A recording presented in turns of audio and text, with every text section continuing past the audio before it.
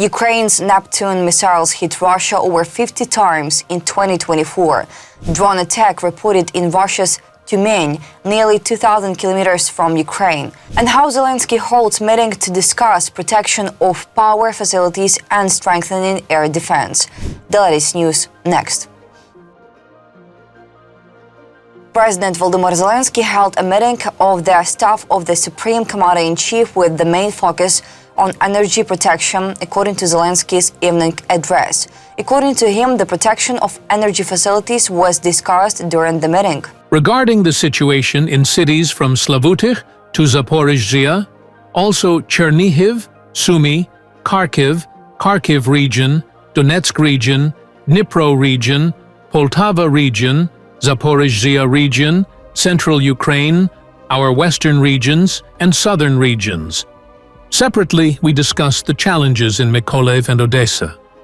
Reports were also given on deploying air defense systems, including additional capabilities. A detailed discussion was held on protecting specific energy facilities and communities. Additional resources are still needed to ensure an adequate response to every problem.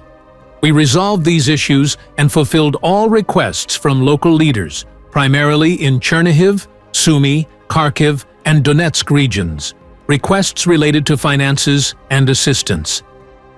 Attacks on energy infrastructure. Over the past week, Russia has targeted Ukrainians' energy infrastructure. Chernihiv, Sumy, Zaporizhzhia regions and others came under attack. The most difficult situation was in the Sumy and Chernihiv regions. In the Chernihiv region, strict electricity outage schedules were introduced, and the city of Chernihiv even experienced a blackout. During Russia's strike on Slavutych, the Chernobyl nuclear power plant lost power, notably the new safe confinement, a key facility isolating the destroyed fourth unit of the Chernobyl power plant was affected. President Zelenskyy confirmed that the Russian strike on the energy facility in Slavutych was deliberate. As a result of this act of terrorism, the Chernobyl plant experienced a blackout for over 3 hours. Over the past 2 days, Russia continued targeting Ukrainians' energy infrastructure. Today, the Donetsk region came under attack. In 2024, Ukrainian armed forces units inflicted more than 50 strikes on Russian forces using Neptune missiles. Most of the successful strikes were not reported to avoid revealing all the characteristics of the weapon, according to the Ukrainian Navy spokesperson Dmytro Platenchuk. Last year, there were more than 50 strikes using Neptune missiles, ADD. We do not usually disclose their use.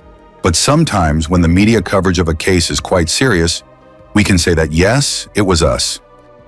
He also stresses that the Neptune system has already been successfully deployed, is being used and is producing results. Neptune missiles in armed forces of Ukraine.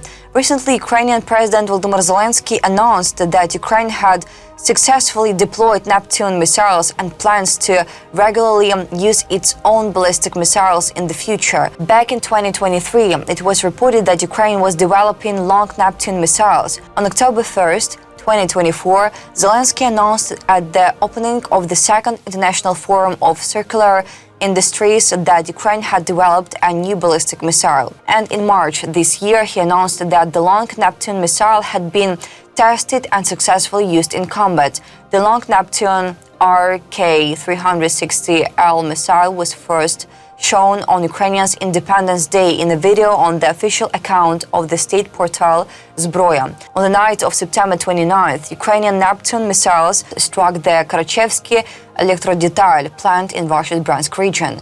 The plant manufactures products for the Russian defense industry. Explosions were heard in Tyumen on Monday. The city came under attack by unidentified drones, according to the information center of the Tyumen government and Astra.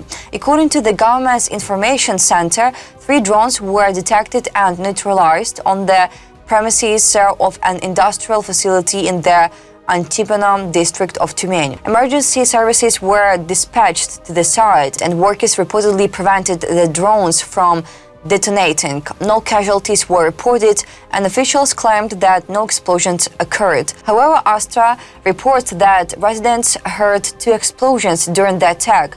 Videos circulating online show fire trucks rushing through the city. Rumors suggest that a Tyumen oil refinery may have been the target of the drone strike. It's worth noting that Tyumen is located about 1,900 kilometers from the Ukrainian border in the Kharkiv region.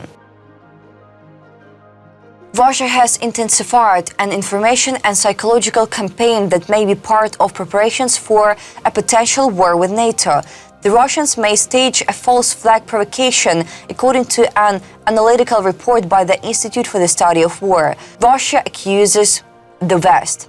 Analysts cite a statement by Russia's Foreign Intelligence Service, which claimed that the United Kingdom allegedly plans an attack by a group of pro-Ukrainian Russians on a Ukrainian Navy ship or a foreign civilian vessel in a European port. According to the Russian Intelligence Service, the saboteurs would claim they acted on orders from Moscow, and the United Kingdom allegedly plans to equip the group with Chinese-made underwater equipment to accuse China of supporting Russia's aggression against Ukraine. This statement repeats similar allegations about illegal actions directed against European states such as Poland, Moldova, and Serbia. In recent weeks, such statements have been appearing more frequently, forming a new, coordinated pattern of activity. Phase 0 and the increase in Russian activity. This pattern of organized activity suggests that Russia has entered the first phase of preparations, Phase 0, to move to a higher level of war than the one Russia is currently engaged in, such as a future NATO-Russia war, the report says. The analysts further note that since the autumn of 2025, there has been a noticeable increase in Russian activity, particularly violations of NATO countries' airspace by drones. However, at this time, ISW does not conclude whether the Kremlin has decided to initiate a possible higher level war or on the time frame in which this might occur, the purpose of false flags and the Kremlin's long-term plans. Russia is implementing long-term strategic plans that may serve as part of preparations for a future conflict with NATO, including the restructuring of military districts on the western border and the development of military bases on the border with Finland. At the same time, ISW does not record any signs that Moscow is actively preparing for an immediate confrontation with NATO at the present moment. The report emphasizes that through statements about false flags, Moscow seeks to sow fear among Europeans, undermine NATO's unity, and reduce support for Ukraine. Within Russia, such statements aim to create the image of a threatening West and prepare public opinion for a potential escalation of confrontation with the West. That's all for today. Thanks for watching this video. Support Ukraine, like and subscribe.